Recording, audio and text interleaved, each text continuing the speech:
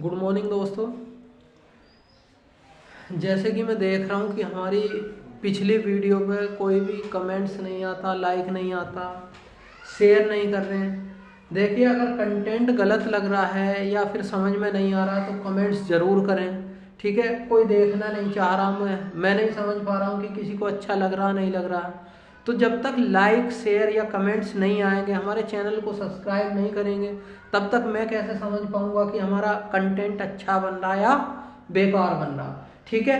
तो आज हम जो है क्या इलेक्ट्रोकेमिकल सीरीज की बात करेंगे और उस पर न्यूमेरिकल, ठीक है। इलेक्ट्रोकेमिकल सीरीज जैसे हमने कल का पार्ट में कराई थी, तो उस पर कुछ न्यूमेरिकल कराने थे, ठीक है। कौन धातु किसको विस्थापित करती है, प्रतिस्थापित करती है, और कौन किसको प्रतिस्थापित या विस्थापित नहीं करती, ठीक है जी।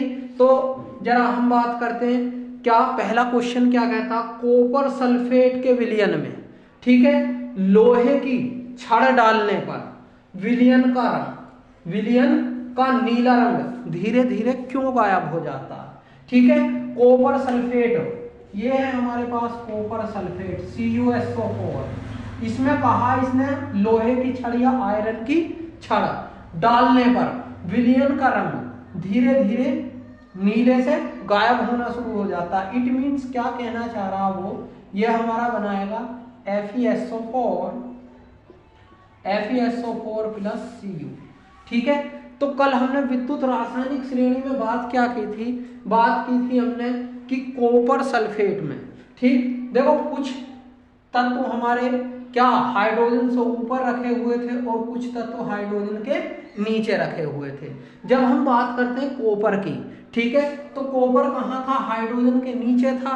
और हम बात करते हैं आयरन की, तो ये कहाँ था, हाइड्रोजन के ऊपर था, ठीक है।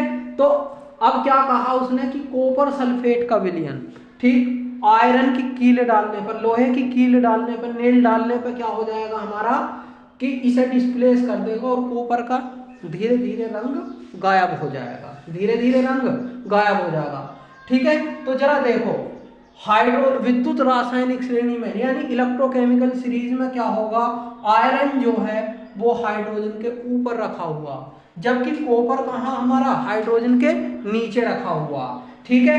ऊपर वाली धातु नीचे वाली धातु को प्रतिस्थापित, विस्थापित या डिस्प्लेस कर सकती है, जबकि नीचे रखी हुई धातु ऊपर रखी हुई धातु को प्रतिस्थापित नहीं कर सकती।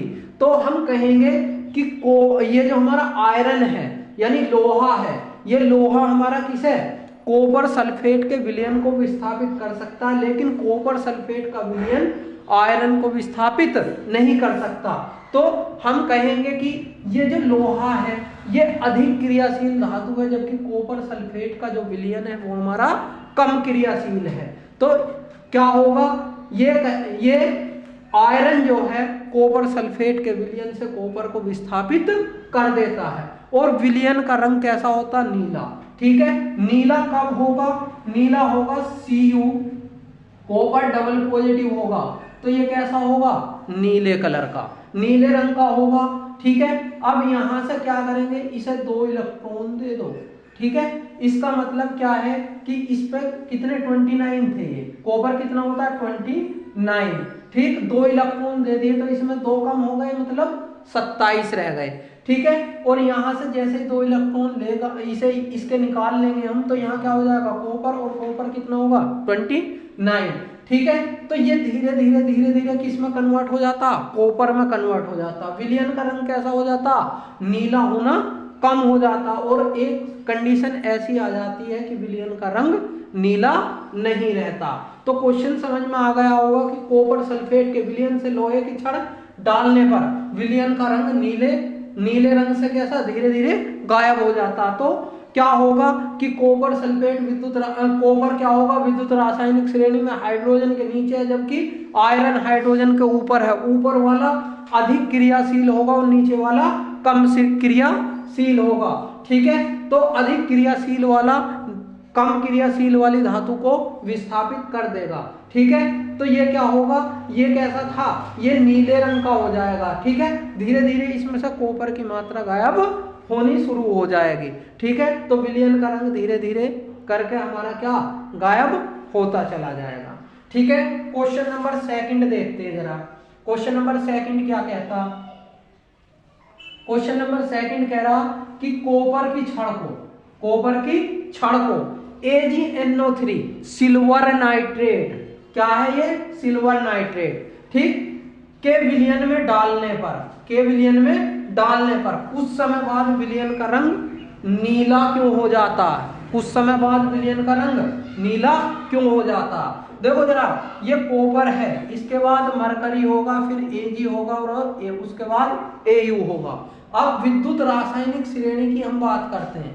विद्युत रासायनिक श्रेणी में मैं बताया था जो हाइड्रोजन के नीचे रखी हुई धातुएं हैं, हाइड्रोजन के नीचे कॉपर, मरकरी, सिल्वर और Au, ठीक है, आर्गेंटम सोना होता है हमारा, ठीक है, सोना।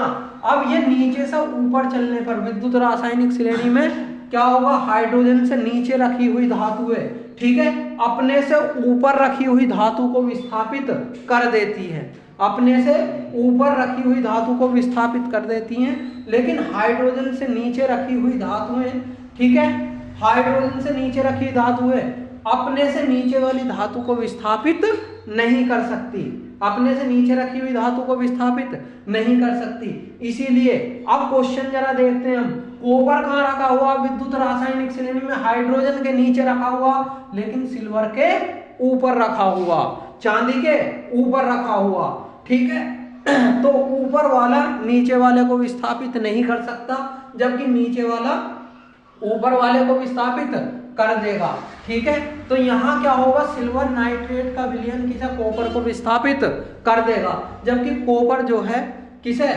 AgNO3 को विस्थापित नहीं करेगा, ठीक है। तो क्या होगा, AgNO3 silver nitrate plus copper की छड़, ठीक है, कॉपर की छड़ हो गई, ये क्या बनाएगा, CuNO3 प्लस Ag सिल्वर, ठीक है।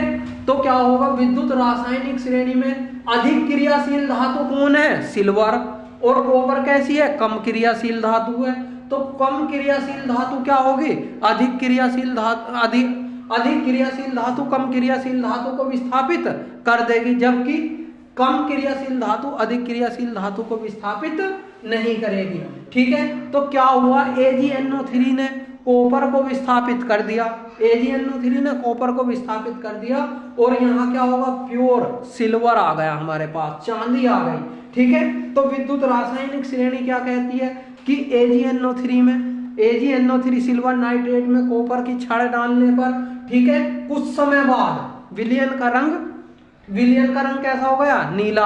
अब नीला किसकी वजह से हो गया, कॉपर की वजह से, ठीक है। अब हम जनरल भाषा में जानते हैं, देखो, जब हम किसी कॉपर तांबे के बर्तन में, ठीक है, तांबे के बर्तन में क्या मिला के रख दें, पानी भर के रख दें, ठीक, तो रात को तो वो हमें कैसा दिखाई देगा, हल्का सा काला काला, कुछ समय बाद वो कैसा हो जाएगा, जब पानी खाली कर देंगे हरा हो जाएगा, और फिर उसे अगर हम सुखाने के लिए रख दें तो उसका रंग कैसा हो जाएगा, नीला हो जाएगा, कैसा हो जाएगा, नीला हो जाएगा, ठीक है जी। तो ये हो गया इस क्वेश्चन का आंसर कि विद्युत रासायनिक श्रेणी में सिल्वर जो है, सिल्वर नाइट्रेट का विलयन, ठीक है, कॉपर से अधिक क्रियाशील है, तो सिल्वर नाइट्रेट कॉपर को विस्थापित कर देता है, इसी वजह से विलयन का रंग कुछ समय के बाद धीरे धीरे नीला होना शुरू हो जाता है, ठीक है। नेक्स्ट क्वेश्चन देखते हैं, क्वेश्चन नंबर थर्ड हमारा क्या बनता है। क्वेश्चन नंबर थर्ड देखो जरा, क्वेश्चन नंबर थर्ड क्या कह रहा, लोहे पर निम्नलिखित धातुओं में से, ठीक है, किन की परत चढ़ाई जा सकती है, किन की परत चढ़ाई जा सकती है। अब जरा देखो, हाइड्रोजन के ऊपर कुछ धातुएं रखी हैं और कुछ धातुएं हाइड्रोजन के नीचे रखी होंगी। तो हम बात करते हैं यहाँ किससे शुरू होता, पोटेशियम, सोडियम, मैग्नीशियम, ठीक है, और धीरे धीरे करके हमारा आयरन आ जाएगा, ठीक। उसके बाद कौन होगा, हाइड्रोजन, ठीक। अब हाइड्रोजन के नीचे कौन रखा हुआ, कॉपर, मरकरी, Ag और Au आर्गेंटम, ठीक है, सोना रखा हुआ, ठीक। अब जरा देखो, ध्यान से देखना, विद्युत रासायनिक श्रेणी में मैग्नीशियम कहाँ रखा हुआ, ऊपर रखा हुआ, ठीक है, आयरन भी हाइड्रोजन के ऊपर रखा हुआ, लेकिन क्या हुआ, यहां पे हमारे पास दिया लोहे को निम्नलिखित में से, ठीक है, किन की परत चढ़ाई जा सकती है, ठीक है, किन की परत चढ़ाई जा सकती है, ठीक है। तो जरा यहां देखना, विद्युत रासायनिक श्रेणी में हाइड्रोजन के ऊपर मैग्नीशियम और आयरन है, हाइड्रोजन के ऊपर मैग्नीशियम और आयरन है, ठीक है। अब मैग्नीशियम, ये क्या होगा, आयरन अधिक क्रियाशील होगा और मैग्नीशियम कैसा होगा, कम क्रियाशील होगा, ठीक है। तो अधिक क्रियाशील वाले पर कम क्रियाशील वाले की परत नहीं चढ़ाई जा सकती, लेकिन कम क्रियाशील वाले पर अधिक क्रियाशील वाले की परत चढ़ाई जा सकती है। तो मैग्नीशियम की परत तो नहीं चढ़ेगी, मैग्नीशियम की परत नहीं चढ़ेगी आयरन पे, ठीक। अब नेक्स्ट दो बात दे रखी है हमें, कॉपर और सिल्वर, कॉपर और सिल्वर। अब विद्युत रासायनिक श्रेणी में कॉपर ये रहा और सिल्वर हमारा ये रहा, लेकिन कंडीशन क्या होती है, हाइड्रोजन से नीचे रखी हुई धातुएं, ठीक है, कम क्रियाशील होंगी, जबकि हाइड्रोजन से ऊपर रखी हुई धातुएं अधिक क्रियाशील होंगी। तो क्या होगा, कॉपर पे सिल्वर और किसकी, कॉपर और सिल्वर की परत किस पे चढ़ाई जा सकती है, आयरन पे चढ़ाई जा सकती है, लेकिन आयरन की परत सिल्वर और हमारी कॉपर पे नहीं चढ़ाई जा सकती। तो क्या कहेंगे हम कि विद्युत रासायनिक श्रेणी में, ठीक है, आयरन अधिक क्रियाशील धातु है, जबकि कॉपर और सिल्वर हमारी कम क्रियाशील धातु है, ठीक है। तो इनका अगर हम क्रम लिखने लगे,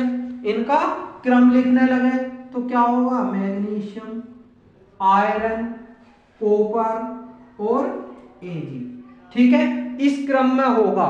इसका मतलब यह है कि यहाँ इसकी परत हम नहीं चढ़ा सकते, मैग्नीशियम की परत नहीं चढ़ा सकते, जबकि इन दोनों की परत हम इस पे चढ़ा सकते हैं, ठीक है जी।